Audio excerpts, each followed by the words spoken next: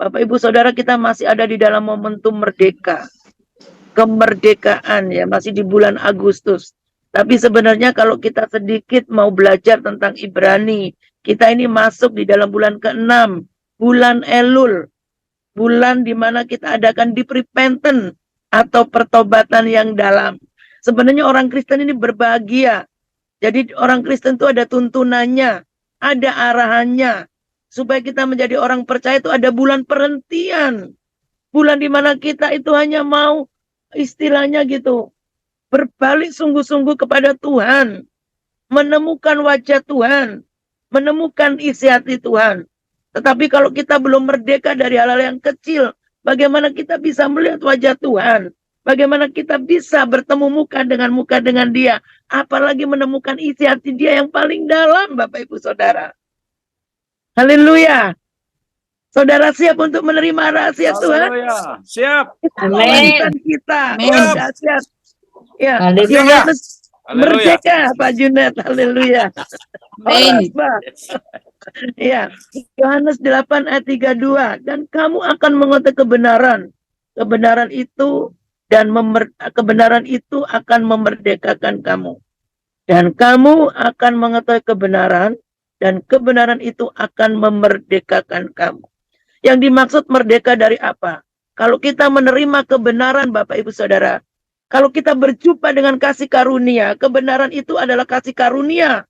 Kebenaran adalah Yesus itu sendiri. Kebenaran adalah Yeshua itu sendiri. Harusnya siklus dosa berhenti. Bagaimana cerita tentang wanita Samaria? Yang 6 laki-laki itu, yang ke-6 bukan suaminya. Tetapi waktu dia bertemu dengan Yesus, bertemu dengan kasih karunia di sumur Jacob, apa yang terjadi? Siklus dosa berhenti. Identitasnya dia menjadi identitas baru. Bukan lagi perusak rumah tangga orang. Bukan lagi pelakor. Bukan lagi pezina. Tetapi evangelis. Seberapa banyak kita berjumpa dengan Tuhan. Tapi dosa yang lama masih melekat. Hal-hal kecil belum kita bereskan. Hal-hal kecil masih kita pertahankan. Gimana kita bisa mengalami isi hati Tuhan yang paling dalam. Dari kedalaman isi hatinya. Sebenarnya Bapak Ibu Saudara di momentum tes supa ini harusnya kita menyadari bahwa kita ini ciptaan yang maha tinggi. Seluruh alam semesta dijadikan, diciptakan hanya untuk melayani anak-anak Allah, the Son of God, ya kita semua. Kita merdeka dari apa? Tentunya dari kutuk kebodohan, ketidakmengertian kita bahwa identitas kita adalah putra, pewaris, bukan budak. Tetapi akibat dosa, kita mengalami kesengsaraan, kesakitan, dan lain sebagainya. Pagi hari ini kabar baik ketika kita menerima firman Tuhan, dan kita imani itu menjadi rema bagi kita. Kita dimerdekakan dari kutuk kebodohan, kegagalan, kemiskinan, sakit penyakit, intimidasi, kehancuran, rasa kecewa, persungutan, pemberontakan, kebencian, kepahitan, dan lain sebagainya. Makanya itu kita harus memiliki telinga yang tajam untuk mendengar perkataan Dia. Supaya kita bisa mendengar dengan jelas tuntunannya untuk menjalani tahun depan dan tahun-tahun berikutnya. Supaya kita mengalami jejak kaki yang penuh dengan lemak itu. Kita harus memiliki hati yang bersih. Kalau firman datang, teguran datang, kita harus ready. Kalau kita melayani masih ada iri hati, kita belum free. Kalau kita melayani karena kedengkian, belum free. Kita belum mengalami kemenangan yang sesungguhnya, yaitu di dalam Yesus Kristus. Orang yang merdeka mau disakitin, sudah lain. Apa yang dia lihat sudah bukan lagi hal-hal yang fana ini. Tapi yang kita lihat Tuhan sedang berbicara apa. Kalau kita lagi dibentuk, diproses lewat sesama kita. Kita nggak akan lagi menyalahkan keadaan kondisi. Tapi kita lagi mau menerima sesuatu. Tuhan lagi mau berbicara apa ini kepada kita. Tuhan lagi memberikan tuntunan apa kepada kita. Supaya langkah-langkah kita ini nggak salah. Orang-orang yang diproses lewat pembentukan yang berat. Itu adalah orang-orang yang kuat. Itu adalah orang-orang yang tough. Itu adalah saya dan saudara. Haleluya. 1 Korintus 15 ayat 33. Janganlah kamu sesat, pergaulan yang buruk merusak kebiasaan yang baik. Tadi pagi waktu saya melayani di pagi hari di HUB, ada seorang bapak kesaksian, sudah sekian lama cuci darah, seminggu itu 2 kali Bapak Ibu Saudara. Tapi dia masih tetap punya passion. Dan dia mengadakan yang namanya itu pertobatan yang dalam. Dia kesaksian bahwa hidupnya yang dulu itu hancur-hancuran. Dia tidak menyadari bahwa tubuhnya itu adalah bait Allah yang kudus. Yaitu tadi, merdeka dari kutuk kebodohan. Dulu bodoh, dia nggak ngerti bahwa tubuhnya itu adalah bait Allah yang kudus. Bapak ini kesaksian, selama masih muda, suka minum minuman keras, merokok, luar biasa. Terus obat-obatan, konsumsi obat-obatan, ya mungkin narkoba lah dan lain sebagainya. Hidupnya sia-sia. Tetapi bagi Tuhan tidak ada kata terlambat. Sekalipun ginjalnya harus dicuci 2 kali dalam seminggu, justru lewat itu orang ini mengalami pengenalan perjumpaan dengan Tuhan secara pribadi. Justru Bapak ini mengalami perjalanan pengenalan akan Tuhan secara pribadi. Di tengah-tengah dia cuci darah seminggu 2 kali. Dia bisa beraktivitas di kantor. Dia bisa menyaksikan perbuatan Tuhan. Bahkan dia mulai mengenal firman Tuhan dengan benar. Di dalam Mazmur 118 ayat 17. Aku tidak akan mati. Tadi pagi dia kesaksian. Tetapi aku akan hidup untuk menceritakan perbuatan-perbuatan Tuhan yang besar, yang dahsyat. Seberapa banyak Bapak Ibu Saudara yang sudah mendengarkan firman Tuhan, bahkan kita sudah melayani, tapi kita masih ada di dalam area persungutan. Tapi kita masih ada di dalam cengkraman rasa kecewa, tawar hati, bahkan belum bisa ngampuni, bahkan intimidasi seringkali datang pergi untuk mengintimidasi kita, supaya kita nggak bisa maju, supaya kita nggak bisa berjalan untuk menggenapi destiny kita. Untuk apa? Untuk mengalami promised land, mengalami tanah janji. Saya bersyukur dengan kesaksian Bapak ini. Waktu di dalam kondisi yang tidak baik, dia bergaul dengan Tuhan. Dia bergaul dengan firman. Makanya dia memiliki kekuatan baru. Dan passion itu terus menguatkan dia. Dia bisa mengadakan seminar-seminar di hotel. Dia katakan sekalipun beliau seminar, tetap dia menceritakan kebaikan Tuhan. Bapak ini mengatakan seperti ini, Ibu, selama saya masih dikasih kesempatan untuk hidup, nafasku hanya untuk menceritakan kemuliaan Tuhan. Bapak Ibu Saudara, di tengah-tengah kondisi yang tidak nyaman, justru Bapak ini mengalami cintanya Tuhan, mengalami perjumpaan dengan Tuhan secara pribadi. Kadang-kadang proses itu nggak bisa kita hindari. Justru lewat proses Ayub juga mengalami siapakah Yeshua itu, siapakah Yesus itu. Bahwa Yesus adalah jubahnya Tuhan, jubahnya penyembuh. Bagaimana wanita pendarahan 12 tahun waktu berjumpa dengan Yesus. Karena dari hatinya dia mengerti bahwa Yesus yang dia sembah, asal ku jamah jubah jumbemu, itu jubahnya adalah Tuhan. Dia sang pencipta, dia adalah source, dia adalah sumber kesembuhan, dia adalah sumber mujizat. Maka wanita pendarahan 12 tahun merdeka dari sakit penyakit. Bapak Ibu Saudara, hari-hari ini kita akan mengalami banyak terobosan. Kalau kita benar-benar mau mendengar tuntunan Tuhan, mau menerima teguran Tuhan, mau menerima didikan Tuhan, supaya hidup kita benar-benar menjadi kesaksian, menjadi terang bagi banyak orang. Tuhan memberkati kita semua lewat apa? Lewat kebenaran yang disingkapkan. Kenapa kita yakin kalau kita bisa dimerdekakan oleh firman? Karena saya tahu Bapak Ibu Saudara di tempat ini percaya akan penebusan Kristus. Hanya lewat penebusan Kristuslah kita bisa menjadi orang-orang yang berkemenangan. Menjadi orang-orang yang luar biasa dipakai Tuhan. Hanya lewat kebenarannya. Mungkin kita boleh didoakan tumpang tangan, tumpang kaki.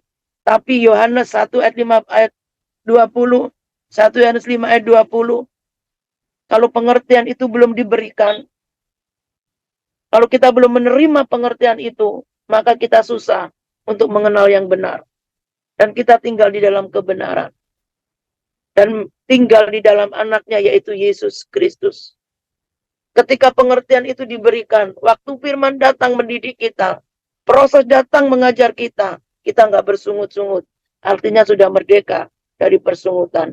Justru kita mengucap syukur dengan adanya orang-orang yang dipakai memproses kita. Kita menjadi dewasa. Kita menjadi mengerti kehendak Tuhan yang sempurna. Di momentum ini, di bulan ke-6 ini, bulan Elul, bulan di mana tuh kita harus mengadakan perhentian, bertobat sungguh-sungguh, mengadakan deep repentance. Supaya apa? Supaya kita bisa mendengar suara Tuhan, tuntunannya, arahannya. Supaya apa yang kita lakukan, start dari mulai sekarang, dan tahun ke depan, dan tahun-tahun berikutnya, benar-benar mengalami jejak Tuhan yang mengandung lemak. Yesaya 55 ayat 11 menjadi bagian kita. Yeremia 29 ayat 11 menjadi bagian kita. Sebab rancangan Tuhan bukan rancangan kehancuran, bukan rancangan kegagalan, bukan rancangan kesia-siaan, bukan yang namanya rancangan sakit penyakit atau kemiskinan, Bapak Ibu Saudara. Tapi hari depan yang penuh pengharapan. 1 Petrus 1 ayat 18, sebab kamu tahu bahwa kamu telah ditebus dari cara hidupmu yang sia-sia, yang kamu warisi dari nenek moyangmu itu, bukan dengan barang yang fana, bukan pula dengan perak atau emas. Kita harus memiliki pengertian bahwa identitas kita bukan lagi budak. Kita sudah dipindahkan dari gelap kepada terang yang ajaib. Kita sudah dipindahkan dari istilahnya budak kepada pewaris. Kalau kita memiliki mental yang luar biasa seperti kesaksian Bapak tadi pagi, kita jadi orang percaya yang tidak gampang putus asa. Cuci darah, bahkan sempat kesaksian, mesinnya itu bisa berhenti di tengah jalan, Bapak Ibu Saudara. Saya cuma bilang sama Bapak ini, justru itu kesempatan engkau mendekat dengan Tuhan. Dan Tuhan selalu luputkan. Selalu luputkan. Tiba-tiba mesin bisa berhenti di tengah jalan. Karena yang memberi nafas bukan mesin itu, tapi Yesus, Raja di atas segala raja. Di momentum kemerdekaan ini, mari kita sambut kemenangannya. Mari kita sambut lewat penebusannya. Kita bukan orang yang diciptakan untuk mengalami kegagalan. Kalau saat ini di dalam Zoom ini, ada Bapak Ibu Saudara yang mengalami sakit. Mungkin sudah menaun. Percayalah, asal engkau percaya bahwa mujizat itu masih terjadi, itu pasti akan menjadi bagian kita. Itu pasti akan menjadi bagian kita, Bapak Ibu Saudara. Sebab dia sudah berjanji, oleh kuasa bilur-bilurnya, kita menjadi sembuh. Yesaya 53 ayat 5. Oleh kuasa bilur-bilurnya kita menjadi sembuh. Mungkin yang sakit bukan fisik kita, bukan jasmani kita, ekonomi kita, keuangan kita, bisnis kita, ministry kita yang sakit. Percayalah bahwa Tuhan sanggup memulihkan. Tuhan sanggup menyembuhkan. Ketika kita mengerti bahwa identitas kita bukan lagi budak, bukan lagi istilahnya tinggal di dalam kegelapan, tapi kita sudah ditebus. Bapak Ibu Saudara belajar dari firman Tuhan bahwa hari-hari ini musuh itu mau datang mengintimidasi kita. Lewat apa? Lewat perkataannya, lewat embusan perkataannya. Bukankah leluhur kita Adam dan Hawa jatuh juga karena embusan nafas? Karena perkataan.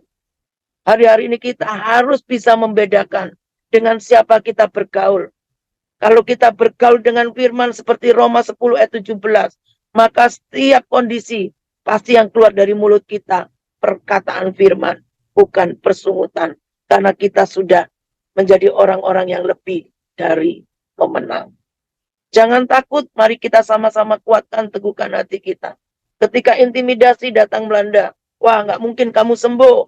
Lihat sakitmu sudah parah. Bangkit berkatakan, firman itulah yang menyembuhkan engkau. Firman itulah yang membingkai engkau. Firman itulah yang memerdekakan engkau. Bangkit dan berkatakan, hai sakit penyakit, Engkau tidak ada urusan dengan tubuhku. Mau sakit penyakit apapun, aku perintahkan kau keluar dari tubuhku. Tubuhku adalah bait Allah yang kudus. Hanya untuk mempermuliakan nama Dia. Mujizat terjadi? Enggak, pasti terjadi. Karena saya di sini juga ngalamin Bapak Ibu Saudara. Gara-gara hypertiroid, saya harus mengalami kelemahan tubuh. Saya nggak tahu kalau sakit hypertiroid itu bisa menyerang imun sebenarnya. Saya diranjang itu 4 bulan nggak bisa bangun karena lemas. Begitu mau bangun seperti nggak berdaya Bapak Ibu Saudara. Jantungnya lompat-lompat. Keluar keringat dingin. Berair terus. Saudara tahu, saya tidak tahan. Dan firman itu membangkitkan saya. Dan firman itu yang membangkitkan imun saya. Menyempurnakan imun dalam tubuh saya. Saya tidak mau dikendalikan oleh sakit penyakit. Saya bangkit, saya bangun dari kamar tempat tidur. Saya ambil shower di kamar mandi. Saya berbahasa roh tinggi, saya deklarasikan firman. Bahwa setiap firman iman yang saya dengar, saya terima, saya simpan dalam hati saya paling dalam. Saya renungkan kembali, lalu saya perkatakan itu adalah destiny saya. Itu adalah masa depan saya. Mulai hari ini sakit penyakit imun, sakit penyakit gatal-gatal yang menguasai tubuhku. Engkau tidak berkuasa lagi atas tubuhku. Hidupku diciptakan bukan untuk mengalami sakit penyakit, tetapi mengalami kasih karunia Bapa. Bapak Ibu Saudara tahu, dengan cara seperti itu, mendeklarasikan perkataan firman iman, mujizat terjadi seketika. Dan saya boleh bangun. Dan saya bangkit. Pagi biasanya kalau sudah punya ide mau masak, tiba-tiba seluruh tubuh udah penuh dengan rasa gatal, lemas mulai melanda. Hari itu saya bangkit dan sampai hari ini saya sehat. Semua karena kemurahan Tuhan. Yohanes 8 ayat 32. Dan kamu akan mengetahui kebenaran. Dan kebenaran itu yang akan memerdekakan kamu.